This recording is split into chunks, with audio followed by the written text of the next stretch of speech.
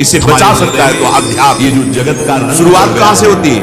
किसी को बुरा ना समझे, किसी का बुरा ना चाहे, किसी का बुरा ना करे तो आरंभ हो गया मार्ग, भगवत मार्ग। जब हम कहते हैं भगवत प्राप्ति बहुत सहज है, लोग कहने लगते हैं कि ये तो भगवत प्राप्ति को ऐसा वर्णन करते हैं बहुत सहज। अरे बहुत कठिन है भगवत प्राप्ति। श्री भगवान फिर समझिए, जो अपना है, जो अपने में है, जो अभी है, उसकी प्राप्ति में कोई देरी नहीं प्यारे। जो अपना नहीं है, जो अपने में नहीं है, साधारण जो अभी नहीं है वर्तमान में भी, क्योंकि ये परिवर्तनशील है। कौन सा ये शरीर, ये संसार, ये भोग ना पहले थे न बाद में रहेंगे, तो बीच में केवल भास रहे हैं, हर समय नष्ट हो रहा है। कोई भी इनकी आसक्ति छोड़ना कठिन है, भगवत प्राप्ति कठिन नहीं। विश्वास मान लीजिए, और ये अध्यात्म परमार्थ की बात कह रहा हूं। भगवान की प्राप्ति कठिन नहीं है, इस संसार शरीर के राग को मिटाना कठिन है, और इसलिए परिणाम को कह दिया जाता है भगवत प्राप्ति कठिन है। लेकिन ऐसा कहने से तो वो कर्म तुम्हें सुख प्रदान, एक निराशा पैदा, सुख प्रदान करने भगवत प्राप्ति बहुत कठिन। हम तो गृहस्थ हैं, हम तो आमुष हैं, हम भगवत प्राप्ति कहां? ये तो योगी मुनियों के लिए। नहीं, भ्रम में मत रहना। यहां है सफलता, अपने है परम प्यार करने वाले प्रभु मुझे बहुत प्यार करते हैं, उनकी प्राप्ति के लिए दुर्लभता मत लाइए। संसार का राग छोड़ना, भगवान कह रहे हैं सबकी ममता दाग बटोरी, मम पद मन ही बांध बटोरी। ये बहुत इतना कि उसे रोक पावे। घर परिवार छोड़ दिया, नहीं आप करोगे, वेश परिवर्तन कर लिया, सब आपका पूर्व का, लेकिन शरीर का राग नहीं छोड़ पा। जैसे हमसे कोई महत पाप, इंद्रियों का भोगों से संबंध छोड़ दिया, पर उसमें सुख है ये भाव नहीं छोड़ पा रहे। अब भगवत प्राप्ति कठिन, वो आपको बढ़ने नहीं। अगर कहीं गुरु कृपा से ये राग मिट जाए, हमारा चिंतन ठीक हो जाए, तो आप खुद देखेंगे मंद मंद मुस्कुराते हुए ये श्यामा श्याम यही बैठे, यही हृदय देश में। बस आवश्यकता है सब संबंधों की जो वृत्तियां हैं सबकी ममता दाग बटोरी, मम पद मन बांध कर उसको दुख प्रदान। एक अहमता ममता ये जग में दुखदाई, ये जब श्री जी की ओर लगे तो होत परम सुखदाई। जहां हमारा अहम श्री जी के चरणों में समर्पित हुआ, हमारा प्यार ममता लाडली के नाम रूप चरणारविंद से हुई, उसी स्थान में दुख दिया है, किसी से प्रश्न नहीं करना पड़ेगा। स्वामी और हम आगे बढ़ने श्री राधिका स्मृत में हृदय केल सिंधु, क्योंकि हृदय रूप शांत में ही वो अपनी केली का विस्तार कर देती, लीला का विस्तार। इसलिए जैसे प्रश्न किया कि हमने भगवान से बड़ी भगवत प्राप्ति, मेरी माँ भी पधारे नहीं, ध्यान से सुनोगे तो आप समझ पाओगे, नहीं तो संशय हो जाएगा। भगवान ने तो सुना ही नहीं, कुछ करने से नहीं देते तो क्या चला जाता। देखो भाई, अप्राय निश्चित समय सिद्धांत में ही वर्णन होता है, ये करो ये करो ये करो तो भगवत प्राप्ति हो जाएगी। क्या उठते हैं? नहीं, परम सत्य ने भगवत प्राप्ति कुछ करने से नहीं। तो जितनी संख्या में भाव क्या है, आप एक जगह वर्णन किया जाता है, ये करो ये करो ये करो, ये ना करो ये ना करो ये ना करो। 1400 वर्ष तक रोका चांद बड़े योगी, और एक जगह यहाँ कहा जा रहा है और भगवत प्राप्ति किसी क्रिया से नहीं होती, पर क्योंकि क्रिया प्रारंभ होती है और अंत होती है। मंदिर जाने प्रारंभ और अंत वाली क्रिया से अनंत महिमाशाली अनादि प्रभु का कैसे अनुभव हो जाए? ध्यान से बात सुनना, भगवान क्या रहस्य है? रहस्य आंतरिक ये है, यदि आप साधना नहीं करोगे तो करने का वेग है, जितना बड़ा जीवन वो आपसे करवाएगा। साधन नहीं होगा तो आपसे पाप करवाएगा, अधर्म करवाएगा। जैसे जैसे अधर्म पाप होगा आपका हृदय मलिन होता चला जाएगा। हृदय का मतलब दर्पण के द्वारा अपने प्राणों को शीशा कर लिया, शीशे के ऊपर जितनी गंदगी लगती चली जाएगी, आप देख ही नहीं पाएंगे, अपने स्वरूप जान ही नहीं पाएंगे। अगर शीशा साफ हो एक सेकंड में ऐसे देखते दिखाई देता है रूप कैसा, ऐसे हृदय रूपी दर्पण साफ होगा अपनी तो आपको दिखाई देगा प्रभु विराजमान, हृदय में प्रभु विराजमान। अगर हमारा जितना हमारा सुंदर साधन होगा, भोग लगाने के बाद उतने असाधन हमसे छूट जाएगा। असाधन जहां छूटा और साधन बिल्कुल शास्त्र प्रमाणित हुआ, तो उसी प्रकाश में आप देख पाएंगे अहंकार सकिल गया, प्रभु के चरणों को प्राप्त होगी। गंदा मलिन हृदय होने के कारण अहंकार रहता है। जहां निर्मल हृदय हुआ साधन करते करते, तो मन और अहम ये दोनों प्रभु सावई मना कृष्ण पदारविंद प्रभु के चरणों में जहां समर्पित हुआ, अभी तक प्रभु के है, पक्की बात रहेंगे। यही है अनुभव जीवन में। बड़ा संकटपूर्ण जीवन है। कोई साधना से प्रभु उपजित थोड़ी है, तो पहले ही विराजमान है। सबके हृदय अछत अविकारी निर्विकार सच्चिदानंद प्रभु सबके हृदय में बैठे हैं। पर सकल जीव जग दीन दुखारी, आनंद सिंधु यहाँ बैठे तो सब दुखी क्यों हैं फिर? एक भी क्योंकि उनसे विमुख है मानिए और नाना प्रकार के पापाचरण कर रहे हैं, इसलिए दुखी है। तो क्या करें? आप साधन करो जिससे पापाचरण न होने पाए। तो साधन करने से निर्मलता हुई, जैसे शांत और निर्मल जल के नीचे क्या है दिखाई देता है, ऐसे ही हृदय में ही हृदय विहारी प्रभु का साक्षात्कार हो जाता आपके है। अंदर तो साधना से प्रभु कोई प्रकट थोड़ी हुए, वो तो पहले ही थे, अब भी हैं, आगे रहेंगे। साधन से मलिनता नष्ट के लिए प्रभु तो है, उनका अनुभव कह रहे कि जो फल का हेतु बनाने वाले ये दीन हो जाते हैं, देहाभिमान को पुष्ट करने वाला होगा वाली कि मैं अमुक साधना करके भगवत प्राप्ति करूं। ये काम बन जाए। नहीं, साधना होती है साधन को मिटाने के लिए, पापाचरण को नष्ट करने के लिए।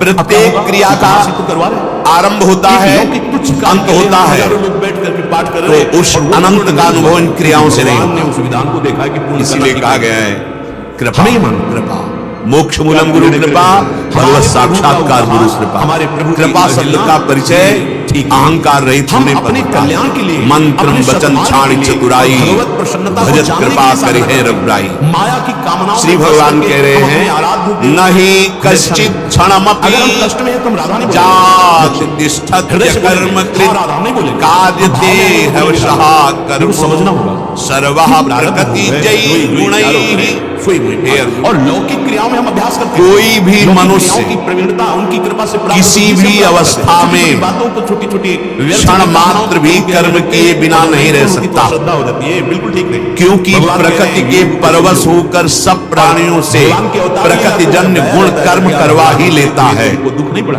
बहुत समस्या ध्यान नहीं देने है योग्य विषय। तो आपका मृत्यु लोक में चाहे कर्मयोगी हो, ज्ञान योगी हो या भक्ति योगी हो या कोई भी साधना मार्ग दुख होता है हृदय में, कर्म किए बिना नहीं रह सकता। केवल करो आप नहीं कश्चित क्षण, एक क्षण भी तुम कर्म किए बिना नहीं रह सकते। बड़ा भगवान सुंदर यहाँ संकेत कर रहे हैं। कश्चित क्षणम जान, 3 शब्दों का प्रयोग किया। चल जाए कश्चित बोल जग जाए। भगवान कहते हैं कि कोई भी हो स्थिति हो आपकी तो कर्म किए बिना रह ही नहीं सकता, अरे हम जो कर्तव्य चाहे वो ज्ञानी हो या अज्ञानी हो, चाहे वो जिस मार्ग का पथिक हो, भगवान के आश्रित हैं। कर्म किए बिना एक क्षण नहीं रह सकता। करेंगे तो हमारे ज्ञानी का अपने कहलाने वाले शरीर के साथ कोई संबंध नहीं रहता, फिर भी उसके कहलाने वाले शरीरों से, शरीर और शरीरों, स्थूल शरीर, सूक्ष्म शरीर, कारण शरीर, इन तीनों से प्राकृतिक क्रियाएं होती ही रहती। महापुरुष ने कोई कामना की है तो वो संबंध नहीं रखता, निष्क्रिय स्वरूप का बोध हो गया है। पर ये प्रकृति जन्य रचना जो स्थूल शरीर, सूक्ष्म शरीर, कारण शरीर, जिनमें क्रियाएं होती रहती, कामनाओं के लिए एक क्षण भी नहीं बिना क्रिया के कोई रह सकता। क्षण सिद्धांत भी स्वीकार नहीं। भगवान कहते हैं कि जैसे प्रगट में हरदम कर्म हो रहा है, पाठ आदि के फिर उसमें मान रहे हैं कि हमसे कर्म हो रहा है, हमें अनेक कामों में चूक, पर जब हम कर्म नहीं कर रहे होते तब भी कर्म हो रहा है। क्या समझे हुए हैं इन एक क्षण के लिए भी आप शांत नहीं, बातों के लिए भगवान देखो आपका मन चल रहा है, आप हाथ पैर ऐसे रखे बैठे हैं, आप लेटे, आप सोच रहे हैं कि मैं कोई कर्म नहीं कर रहा इसलिए इस समय अक्रिय होते हैं। थोड़ा भी नहीं, प्रभु से नहीं है, आप क्रियावान कामनाओं की पूर्ति के लिए। आपका मन देखिए, आपकी बुद्धि देखिए, आपका चित्त देखिए, आपकी इंद्रियां देखिए। स्थूल शरीर क्रिया से रुका हुआ दिखाई दे रहा है, लेकिन हरकतें हो रही हैं शरीर में, चेष्टाएं अंदर अंतःकरण में। कोई पाठ कर रहे हैं बहुत ऐसा कार्य, इसी क्रिया को अगर सार्थक कर ले तो अब उपहास का तो अपने अक्रिय स्वरूप को जान जाएगा, निर्विकार स्वरूप को जान जाएगा। जागृत अवस्था में स्थूल क्रियाएं तो सबको दिखाई देती है, पर स्वप्न में भी क्रियाएं होती हैं। सत्य वस्तु होती ना, नहीं जाती है, पर उस स्वप्न में केवल एक मन होता है और कुछ नहीं लगे तो कृपणा फल। स्वप्न में एक मन ही सकाम माया के पर्दे पर पूरी रचना करता है, त्रिगुण पर्दा, भयावह स्वप्न, अब हम सब भोग का स्वप्न या भक्ति का स्वप्न, सतोगुण, रजोगुण, तमोगुण, ये पर्दा है माया का। अगर उसी पर्दे में मन ही मित्र बन जाता है, मन ही शत्रु बन जाता है, मन ही भोग बन जाता है, मन ही भोगने वाला बन जाता है, मन ही मरने वाला बन जाता है, मन ही मारने वाला बन जाता है। कुछ नहीं होता है मन की भक्ति को। नहीं सामर्थ्य है इंद्रियों की कि तुम्हें भोग में शांति प्रदान कर दे, नहीं है। त्यागाक्षांतरणंतरम, अधर्म पूर्वक भोगा हुआ भोग तृष्णा को बढ़ाकर नरकगामी बना देता है। शांत होना चाहिए और दुख में जीवन। अब इतनी हमारा अविनाशी शरीर है, कर लो मनमानी। अभी गांठ दर्द, कमर दर्द, आंखों से दिखना कम, चक्कर आना, न जाने कितनी कमियां पैदा हो जाएंगी। और इसकी लायक नहीं है, संसार की सेवा लायक नहीं है। करो भोगाभ्यास, एक है करो मनमानी आचरण। तो फिर देखिए अभ्यास के द्वारा तुम्हारा स्वभाव क्या होता है, तुम्हारा प्रभाव क्या होता है उस कर्म का। हमें हवन कर रहे हैं, उसके अभ्यास की जरूरत, सावधानी की बात। इस समय हवन की जरूरत है। ये तो भोगाभ्यास मन हवन की जरूरत। विवर्धन्ते रागाः कौशलम चेन्द्रियाणाम। और हमारी अब जैसे जैसे वो भोग भोगने में युक्त होता है, लगा देते हैं अभ्यास, उसकी इंद्रियां भोगाभ्यास की कला कौशल से प्रवीण होती है। शास्त्र है। फिर वो ये तो भोगाभ्यास मनु विवर्धन्ते रागाः कौशलम चेन्द्रियाणाम। ऐसे भोगा, वैसे भोगेंगे, ऐसे भोगेंगे, ऐसे भोगेंगे, ऐसे सुखी हो जाएंगे। वहां चल रही है ये परिणाम में दुखी भोगा शक्ति, विषया शक्ति उसकी प्रबल होती चली जाती है। करदम जी अशांति, भोग की चाह प्रबल होती चली जाती चाहिए। और कौन पत्नी बनेगा हमें पता नहीं। चला था हम किसी के पास भोग लेंगे तो शांति मिल जाएगी। एकांत हो गया उल्टा। 10,000 वर्ष तक तस्माद अनुपाया सुख से भोगाभ्यास। आदि सम्राट महाराज सुख की खोज चलने देहूति को लेकर वृत्ति आई थी कि चलो भोग भोगेंगे, सुखी हो जाएंगे। कहा अगर हमें चाहिए भी तो फिर इस कृष्णम कर्तुम शक्यम, तृष्णा बढ़ गई, इसकी सामर्थ्य है भोग शांति प्रदान कर सके। अरे तो 10 दिन जातु कामः कामानाम उपभोगेन शाम्यति हविषा कृष्ण वर्तमेव भूय एवाभि वर्धते। कभी ऐसा नहीं जो भोगों की लालसा करके भोगों के भोगने में लगा हुआ और सोचता है कि शांति मिल जाएगी, तो ऐसे जैसे अग्नि को सुहाती हुई घी की आहुति दो, कभी वो अग्नि बुझेगी तो बढ़ती चली जाएगी।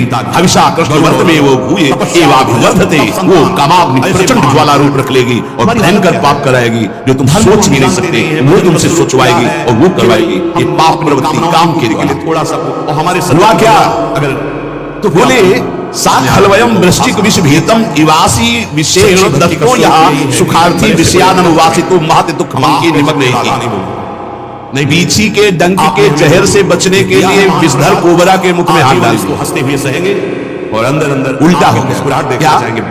हृदय में पहले जलन हुई थी भोग वासना की, तो उसको तो सह नहीं पाया। ये था बीछी के डंक का, इससे लड़ने के साथ भोग भोगने में उतर गया तो बोले कोबरा के मुख में हाथ डाल दिया, भारी विषधर गया तो जहर चढ़ गया। जितने पता नहीं कितने जन्मों में उतरेगा भोग वासना का। इसलिए महति दुख पंके निमग्ने सब सकामता विषयानुवासितो महति दुख पंके, महत दुख में फंस गया। पंक माने कीचड़, महत दुख में फंस गया। वो निकलना बड़ा, ये दलदल है भोग वासना का, इससे निकलना बड़ा कठिन है। भगवान की कृपा से निकल चुके हो तो पीछे कदम मत बढ़ाना। तुम्हें दिखाई दे रहा है बड़ा कोमल भूमि, नीचे इतना दलदल है कि निकल नहीं पाओगे। ये भक्ति श्री भगवान योग के मार्ग में बचने के लिए वो हम प्रयोग करना चाहिए। कामना बचने के लिए की पूर्ति से आपको फंसने लोग यदि आप वाणी से भी बोल चुके हैं कि मैं आपका आश्रय, जिन प्रति लाभ लोभ अधिकारी आज ये भोग भोग लिया, बड़े खुशी हो गए, ये भोग भोगेंगे, ये भोग भोगेंगे। ये पता नहीं कि ये कर्म इतने बलवान होते जा रहे हैं। ये हमारे कर्म है, ये हमें विध्वंस कर देंगे, भोगने लायक नहीं रखेंगे।